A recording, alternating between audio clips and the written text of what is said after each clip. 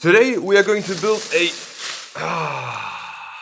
nice PC. Today we are going to build a workstation grade PC or workstation type PC inside of this puppy, the Geometric Future Model 8. It's a very interesting case, beginning with the fact that the layout is basically inverted by default and that you have leather. Yes, you have genuine leather in here. But more importantly, you also have 420 support in the back. You have 360 support for radiators in the bottom natively, but I found out that you can actually also just fit a 420 in here, but that's not the point. But the most important point, this thing is freaking beautiful. It truly is. All of that leather mixed with the very much tinted glass panels, the front aluminum brush style thing. It's my type of case, and I have the perfect components to combine with that. I've waited so freaking long to put this beautiful puppy in use. This is the ASRock Z690 Tai Chi motherboard. It is so freaking beautiful, and look at this. It has like copper style thingies, and that perfectly matches with the leather. If we learned one thing when Intel 13th Gen launched, then it is that nobody cares about Z790. Therefore, we are going to combine this puppy with the almighty 13900K. This is a beast. This is unopened. I have not used this yet. This is going to be the perfect match.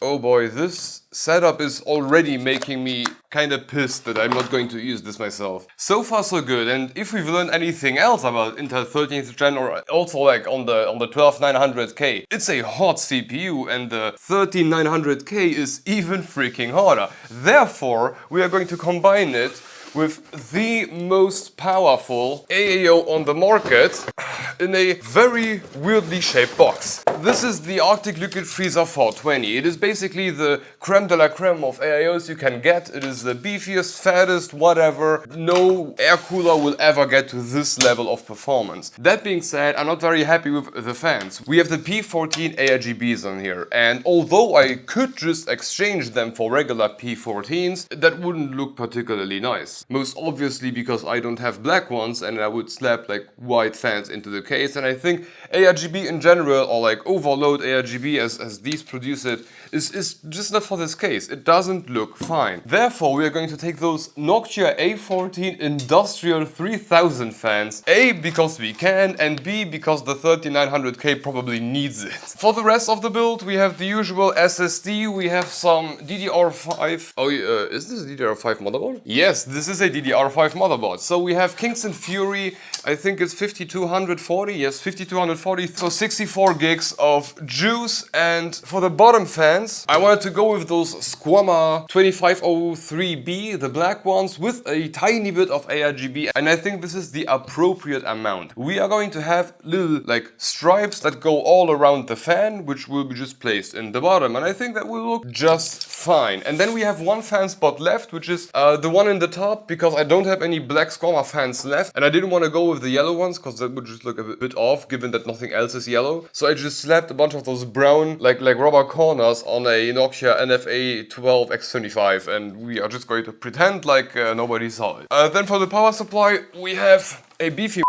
We have the Xilinx 1200 watts because we need it. And because all black rubber cables are not the design I wanted to go with, we are going to use those fabric sleeved cables, which look fine. They are from Bitphoenix, I believe, and they have those aluminum thingies going around that keep all of the cables in like 4x blocks, which looks fine. It does the same with the bigger 24 pin. It should work just fine. Then for the GPU, this is going to be a type of workstation PC, you know, editing and that type of stuff. So for these types of application, you don't really need to go all in on the GPU. So a 3080 Ti is still very much alright, and it's the most powerful GPU that I have available, because I still don't have a 4090. Okay, now before we can do anything in here, I actually need to update the BIOS on this puppy because it is out of the factory before Intel 13th gen launch and there was never a 13th gen CPU in here, so it will just not boot. However, I read the manual and this motherboard should theoretically have all of those flashback, BIOS flashback thingies going. As far as the manual told me, it's basically just connect the 24 pin, connect something that is formatted in FAT32 into the USB flashback port, and from there we should actually just long press that USB flashback button. Well, I think we're done. And it just took, wow, 5 minutes, exactly. I can see like the minutes counter on my camera, so it took 5 minutes. That's okay. It stopped flashing, so okay. I will just choose to believe that this now works and I can now use a Intel 13th gen chip on this mainboard. I will choose to believe that, or I really hope so, because I'm putting everything together and I don't want to take everything apart again. But yeah, this is going to be a fun ride. But hey, let's start, put this puppy together and then have a look at performance. I'm just going to be angry that it's on my PC.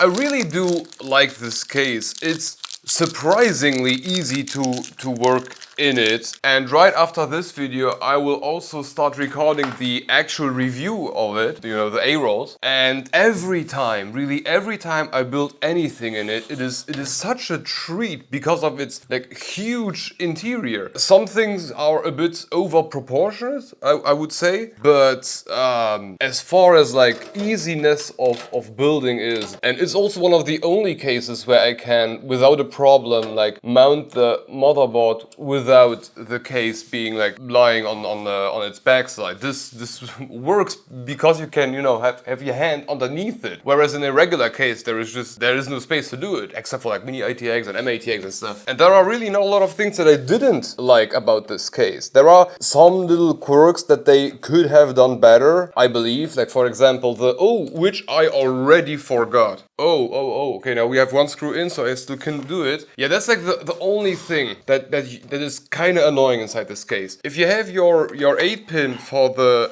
CPU, you will never be able to put that sucker in once the motherboard is in. It's like the only thing that I don't really like. Because like once the motherboard is in, I will keep it in place. Yeah, okay, it kind of does work. With a bigger heatsink, it wouldn't work. Yeah, this one has like a cutout here where I can press it through, but like the motherboards that I use for the reviews themselves, no, it doesn't fit in there, and that's so annoying. And it's a bit annoying that now it works and I can't showcase it, but you get the point. If the PSU compartment would have been minimally, but really minimally smaller, it would have worked.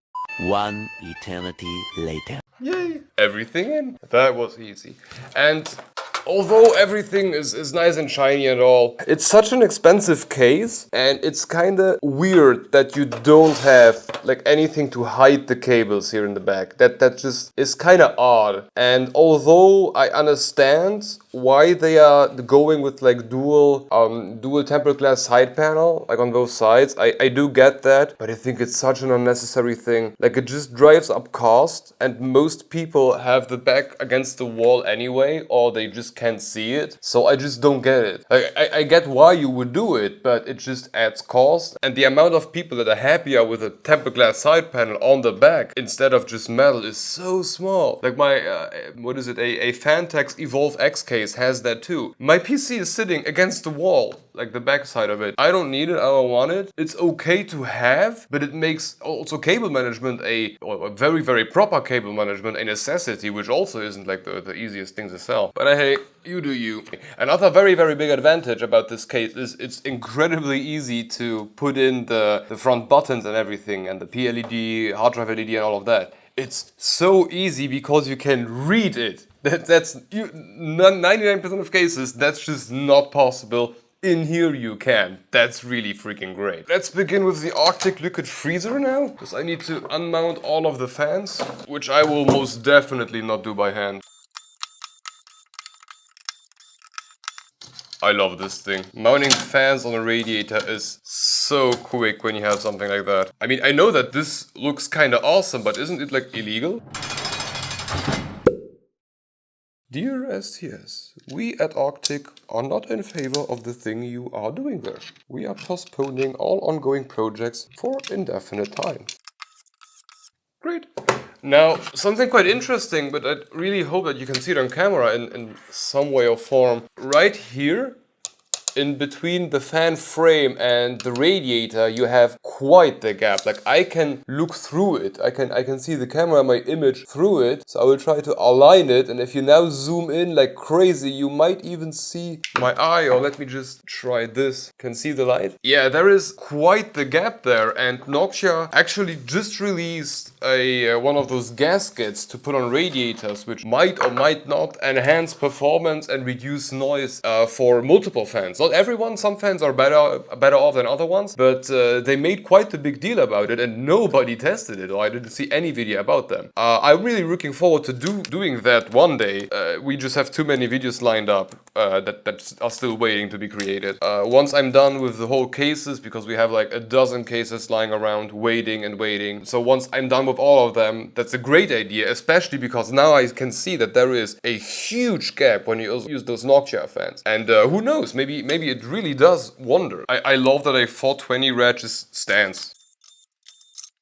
I mean, let's be honest, those brackets that will keep onto the case are just for show. Like, the AIO is so fat that it will stand on its own perfectly fine. You will go in there, I don't give a damn. Do I really need to put in the AIO first? Yes, the AIO is so fat that I need to put it in reverse because it's just too fat. This should work now. Or at least I hope so. Come on! It's like a freaking millimeter. You know what? I will just remove the first PCIe bracket. I'm not pissed. I am not pissed. Okay, let's remove the first fan now. You are going in now. Now it's really...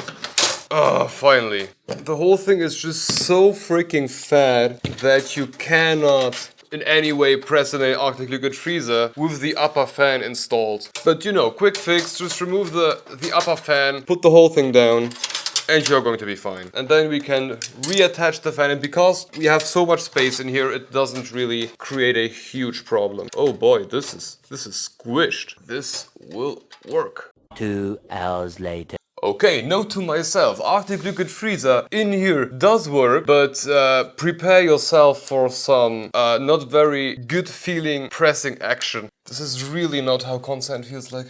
Whew, yeah, well, the problem is not only the fan itself, but also that the rubber pieces that Noctua puts onto everything, they add a bit of fan thickness. So a millimeter on one side, a millimeter on the other side, and all of a sudden it doesn't fit as well anymore as it is actually supposed to be. If I would have used different fans, I guess it would have turned out a bit differently, but I mean, it works. So I'm kind of fine with that. Oh yeah, let's put that one PCIe bracket back in.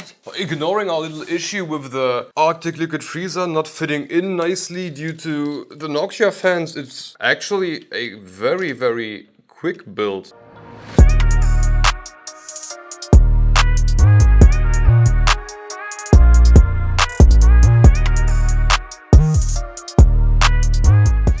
Okay, what is left? The bottom fans, power supply, top fan, and that was basically it. Now a very small yet very, very important aspect about all of this is I am under no circumstances allowed to use the splitter that Arctic puts onto the liquid freezer as a splitter for the 3 fans that are on top of the liquid freezer. Normally you would do that, of course, but in my particular case I'm using 3000 RPM fans, and the very last thing you want to do is have them ramp up like crazy for no real reason, and that would be an overkill. They do not need to spin at 3000 RPM. Absolutely not. Never do they need to do that. And that's why I need to make sure that it doesn't happen at all. I need to limit the fan speed manually to, let's say, 2500, because everything above that will just be most probably be wasted anyway. Found it. Did I ever tell anybody that I hate proprietary plugs? Like those Squammer fans have proprietary 3-pin ARGB, and why do they do that? Oh god, boys, please stop. Just put in regular ARGB. It's always the same thing. Where is the plug? Oh, I lost it. Now it's just annoying in the end. Now I have this whatever J-Bob connector that is back to regular 3-pin. Why not just put 3-pin on there? Would have been much easier. Intake. Oh, and I love this magnetic dust filter. Oh, no, like pulling through a little slot. No, it's just dodge. That's exactly what I want to see. Okay, I think everything is in, or almost everything. And the only real thing now missing before we finish this puppy is the GPU. Now, usually I always recommend not to do vertical installations in any case that doesn't have like a mesh side panel, and it's usually true. However, in this case you have that inverted design where you now have the bottom fans pumping air like in front of the GPU, and the additional benefit of this is that the Noctua fans behind it are now not acting against, because they are exhaust and we have intake at the bottom, and these here are now not taking the air away from in front of the GPU. What they will be actually doing is taking the air that the GPU is already pushing into the heatsink just out. They will pull it out. So I believe this is like one of the only scenarios where a vertical GPU mount does make sense, and we need a riser for that. Okay, change of plans. Because the radiator and everything we used in the back is so freaking huge, the GPU will not fit, or the riser will not fit. It will smash against it, which is an issue, but we can solve it by simply rotating it this way, which will now cause trouble because all of the fans here are exhaust. So they will be pulling air away from the GPU. Okay, my best hope is this one from Nuvolo that I have due to them sending the, stack case. And there you need to mount that thing like with a 180-degree angle. So the PCIe slot is basically going in this direction. So this might work, but I need to do it before I mount the GPU. Okay, you see, you mount it basically like this. And you have like the cable really flush against the GPU. And I see it's also long enough to reach the slot. Oh my god, this works. It's like a millimeter, but it works. Oh, and now quickly mount that down. Oh my god, this does work. And every fan is spinning. Whew, thanks to Nuvolo. Yeah, the last thing to do is PCIe power cables. Okay, look at this. This does work. Oh, I don't know how I managed to pull this one off. So okay, let me do some benchmarks and everything. Cable management a bit, do the B-rolls. You enjoy the B-rolls in the meantime, and then we will have a look at the benchmarks of this beast.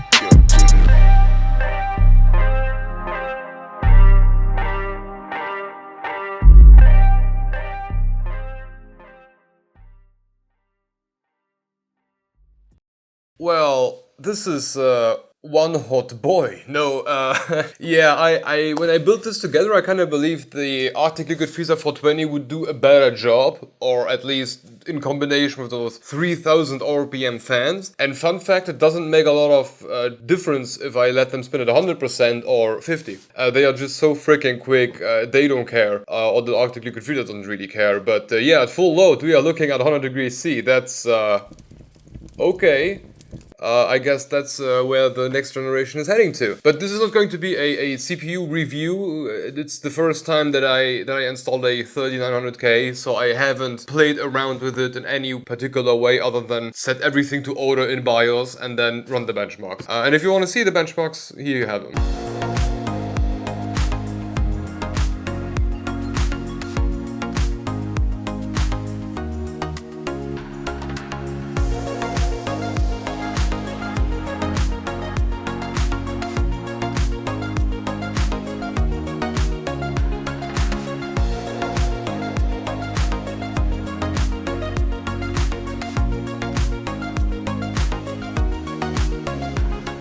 Yeah, of course, the GPU is on the brink of death and the CPU is present. That was kind of expected. I mean, 3080 Ti and a 3900K isn't like the best mix for gaming, but it is an excellent mix for workloads, for, you know, heavy-duty workloads. Video editing, yay! Why is this not my new editing rig? Anyway, in the end, I believe this thing looks freaking amazing, especially like the Tai Chi motherboard in there. And you have that, what should I call it? Looks like a clockwork thingy. And you can set it to move, or sometimes it moves, and that looks so freaking amazing. The GPU too, and although it is pretty much like squished against, yeah, it has maybe like a centimeter, it still works fine. It's sitting at 80 degrees C, so it's not that bad. It should be a lot better, don't get me wrong, but it's still alive. But overall, I do love the whole dark brown and black theme, especially combined with the leather. That looks freaking amazing. But yeah, I think this was it for today and building that workhorse over a PC inside the Geometric Future Model 8 featuring a real freaking cow. I hope you enjoyed it, but if you want to keep watching, have a look at our